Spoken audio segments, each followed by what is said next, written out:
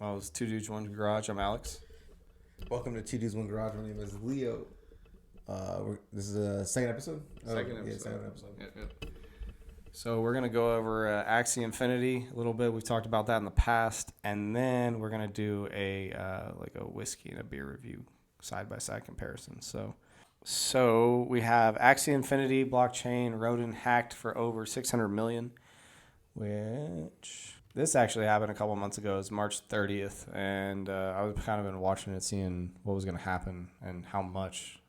So a lot of money, 600 million. So, and then it's an Ethereum sidechain Ronin. Sometimes they do side chains just so it's less expensive and so they can get stuff done faster, cheaper gas fees, whatever, but there might be less security. A lot of times there are. So Ethereum sidechain Ronin, where play to earn blockchain game Axie Infinity runs, has been hacked for over 600 million in crypto, making it one of the biggest hacks in crypto history.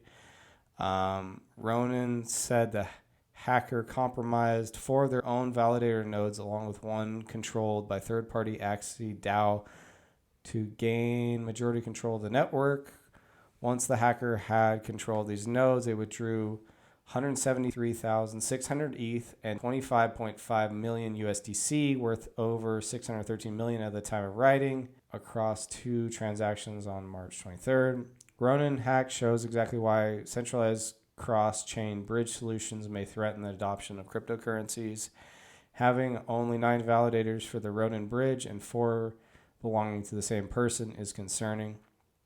I mean, even Solana and stuff had like 50 or 100 or somewhere around that, and they were getting heavily criticized. So, I mean, having a lot of validator nodes like further decentralizes it, right? It's like harder and harder to hack and or like get a 51% attack where somebody takes over the network, starts writing their own transactions and stuff, right? So 9, that's not very many for how much money they had. Price of Ronin fell as much as 26% following the news of the attack. It was trading at 1.78 at press time. In August, Poly Network suffered what was recorded as the largest hack ever when it lost over 600 million before the assets were eventually returned and the perpetrator was offered a job at the company. And that was a pretty big news story too. Yeah, the guy returned it. But so I've been following this story a little bit. Any thoughts on this? Low security, man. Like you said, low security, second layer. Or sidechain. Weak sidechain. Yeah, right. It's vulnerable. You have a guy smart enough that knows the network and the back end of it. He can literally just rob the place blind, which he did.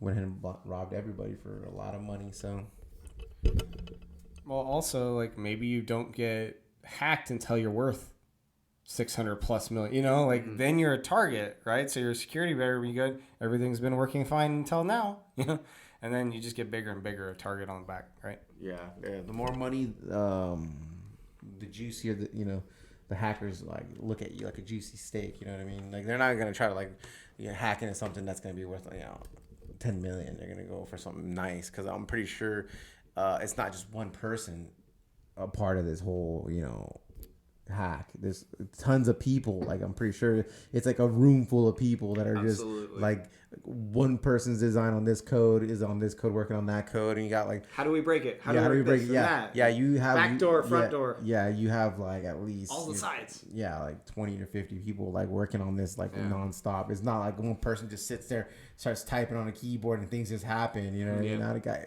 It's not a movie. You know what I mean? Like they actually have like a whole team set up, and they have to like literally break everything down. It's like the SWAT team. It's like, it's going in. And they break everything down per the code. You know what I mean? Like who's good at this code? Who's good at that code? Who knows this blockchain? Okay, let's do this and that. And who designed this? And I'm pretty sure they had to pay off the people that designed the actual like sphere to get some of that insight. I don't know. I mean, conspiracy Leo. Hey man, there he is. I'm just saying, dude. I'm just saying, like, at least he's wearing all black. You know what I mean? Like. You can think that a hacker's good, that they're just gonna sit there and start typing, and open back end doors and do all that stuff. Come on, man.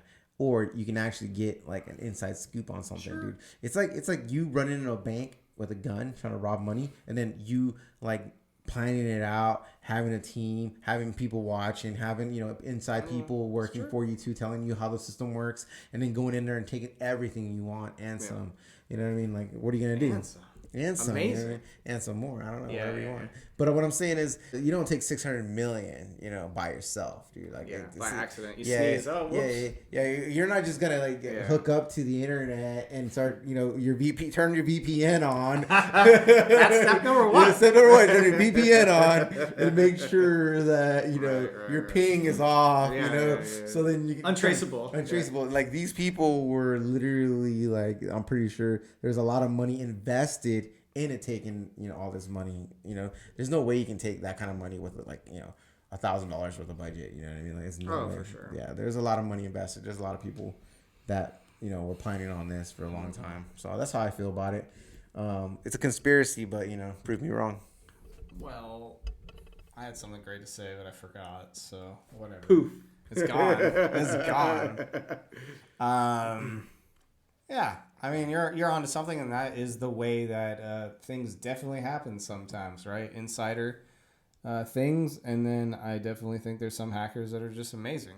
And there has been, like, I think Polygon and a couple other ones been like, we took your couple hundreds of millions of dollars just to show you we're returning the money and, like, fix this. Like, it's just on principle, which I think is really cool, right? Yeah.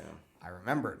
So I think it was like 2017. Maybe we'll go over it sometime because it's a fascinating story. But this lady and her husband would teach at schools, and like a professor. That's the word I was looking for.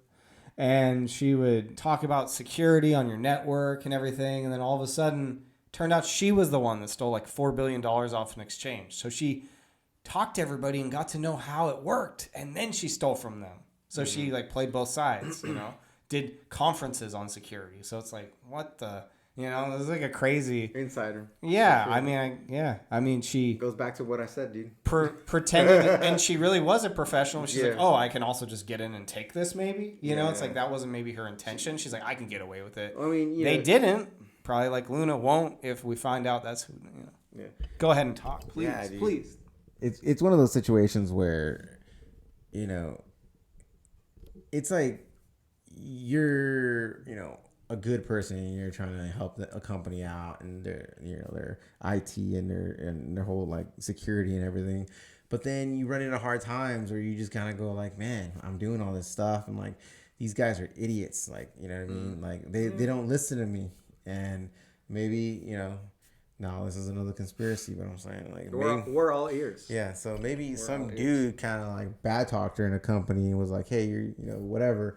Like, you're not that good at stealing like, stuff. What makes you think someone's smart enough to do that? You know what I mean?" And then she's like, "Hold my beer," and she just straight took their money and ran away with it. Okay. But I think that's all it takes. Sometimes it just takes that one thing, a little ruffle judgment. The ego. Yeah, ruffle the ego, or just kind of like sets the mood off and then that's when they flex and they're like, okay, well, I'm here to help you, but you're not listening, you're not taking my information. Well, what are you gonna do when they do take it? And they're like, oh, that's not gonna happen, that's never gonna happen. You're like, I already can. And I was like, well, in the back of their head, they're like, well, I already see like 10 different flaws that I can get in on. You know what I mean? Like, check this out. And I think that's how it happens, especially when people are in the inside and they're like learning their network and trying to help them and consult. It's a consultant. Exactly. I was thinking the same thing. It's a consultant coming in there and exactly. like, hey, this is what you need to do to fix it. And then, like, how much are you going to charge me? Oh, it's going to be about 150,000 or whatever. They're like, get out of here. You're a joke.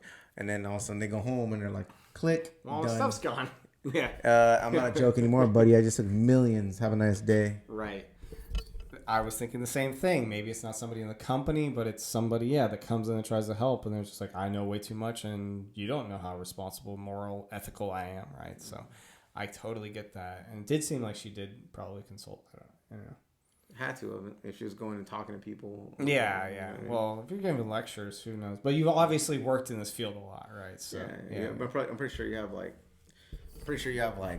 books and whatever patents or whatever you want to call it that gives you that level to where like you're a PhD of a security IT and you have you're at this fancy MIT school and you're like whatever, because everybody likes to run at MIT when they have issues, especially like in the blockchain. Or to validate themselves. Who am I? I don't know. I'm just going to go to MIT. I'm important, right? Sign me up for a lecture. I want to tell people things. Yeah. So Can we go back to this article? We're having a good time. Yeah. So basically, I wanted to touch on, we were talking about Axie Infinity. We're talking about that. They got $600 million taken. And I've heard of Tornado Cash. We might have brought up, I think I did bring up like tumblers and stuff and how you mix money around. So it turned out that somebody on DeFi moved a bunch of Ethereum that they stole from this chain on Axie Infinity from Ronin to the Tornado Cash. So we're going to let Leo talk about that. All right. So CoinDesk made an article on April 12th.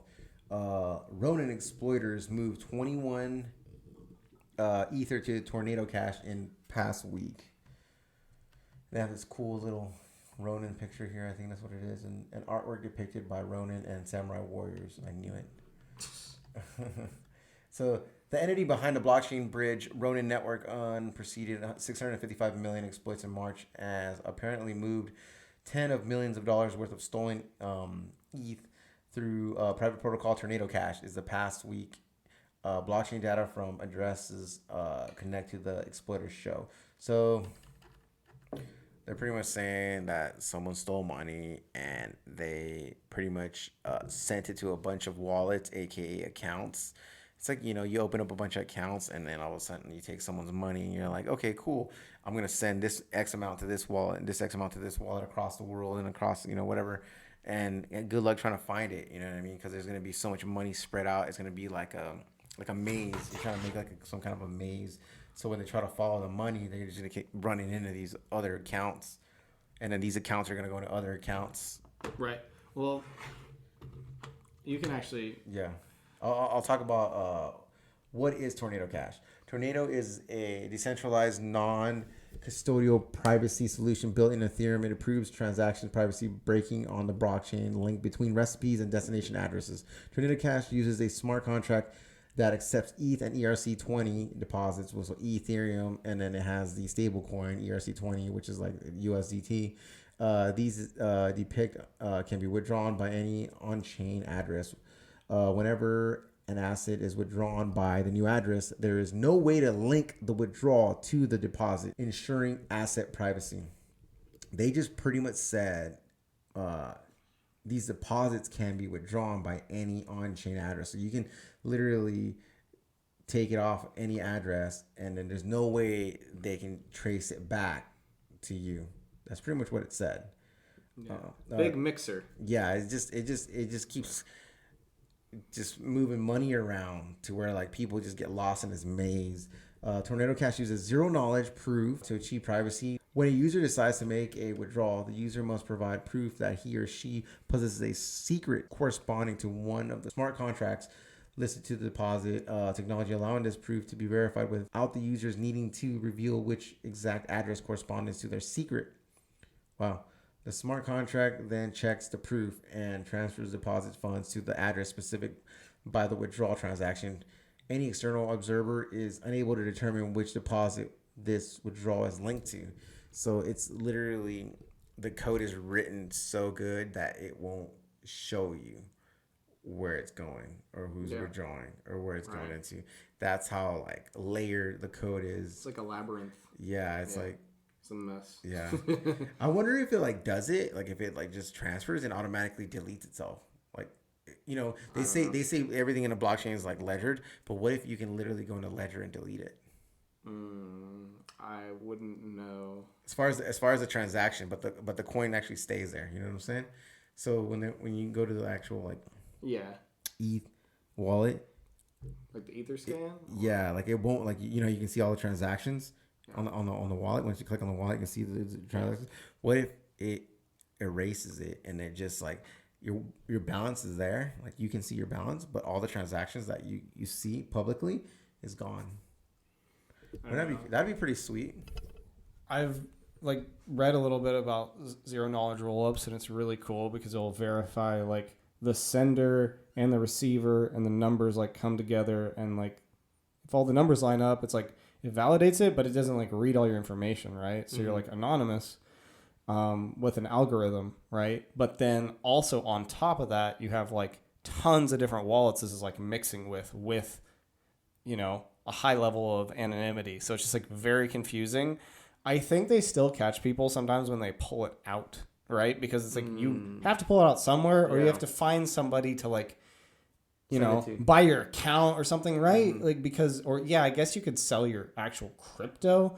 We're not, you know, sketchy people here. We're just trying to figure out how the hell this works, right? Yeah. Like, because it seems like, I think also maybe they might wait like 2 or 3 years because the heat has died down and like nobody wants to come after you, or it's less of it. You're not as interest, you know.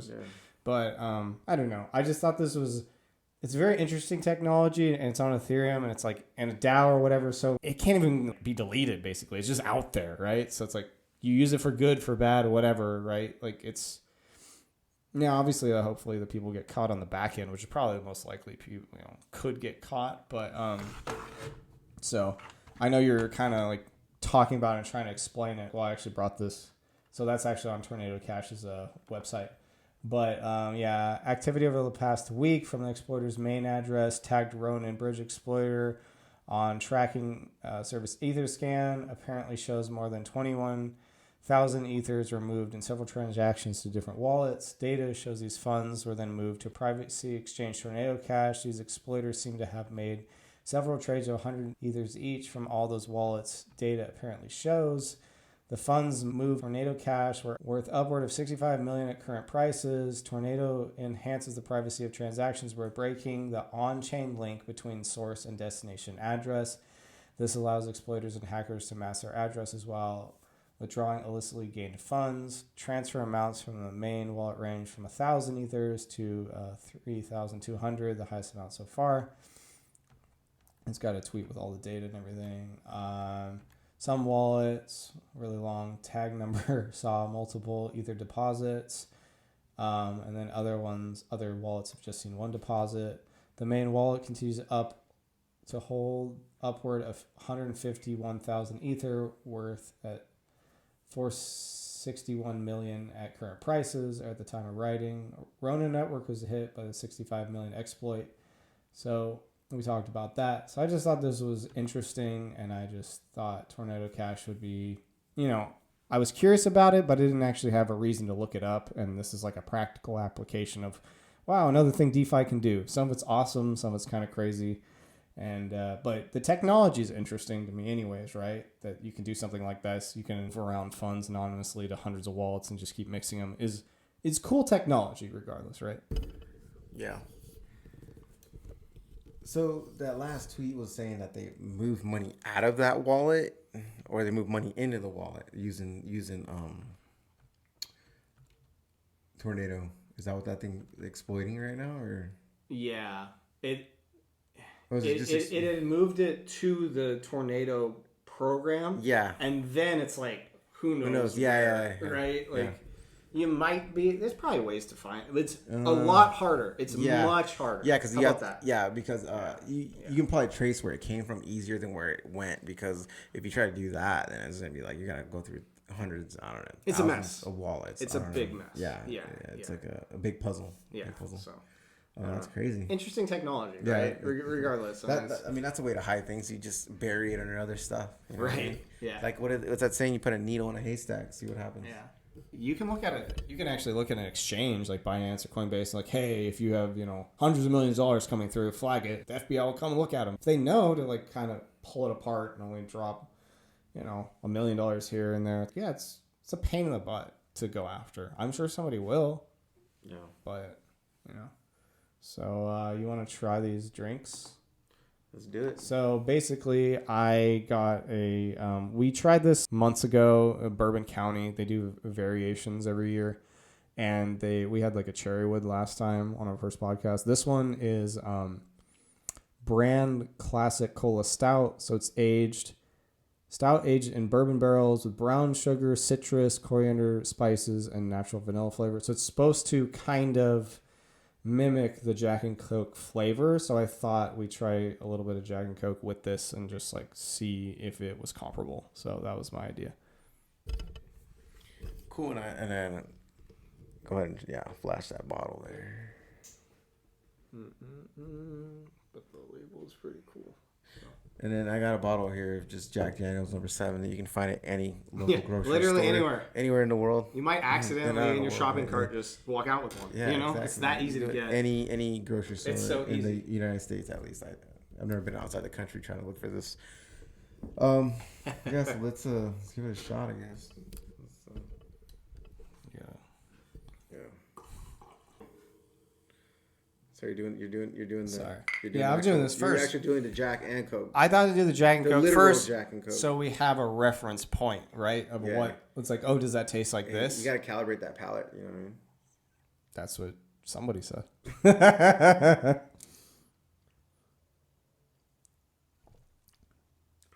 Calibration complete.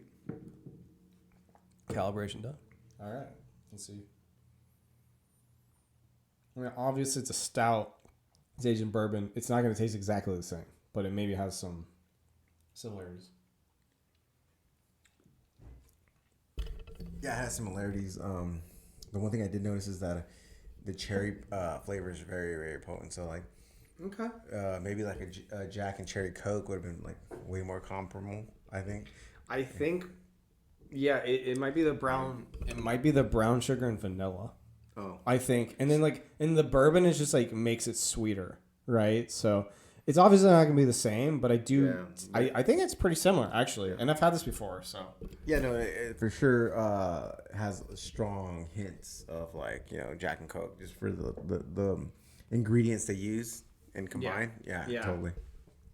I actually read an article before I bought this. I didn't know about it before the article, but they were saying like they hit this pretty good on the head, whereas I think that's kind of a weird, hard thing to do, especially like in a stout. So it just intrigued me. I was like, I need to try this, and so yeah, that's why I brought it. So it's pretty good. I wouldn't have bought this if I didn't hear that somebody said it was like pretty comparable. So yeah.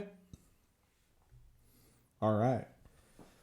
So, thank you for bringing this also. Oh yeah, for sure. Enjoy it. It's pretty good. They do different ones every year. I think they did like 5 different ones. This one is 14%. So, pretty strong, and I would doubt that they would make that again for a couple of years. So I thought, yeah, bring it by, right? You're welcome. 14%. Yeah. It's so serious. That's something you need to share. You'd be in trouble, right? You'd be in trouble. Definitely. You'd be locked up in Bourbon County, man. You'd be locked up in Bourbon County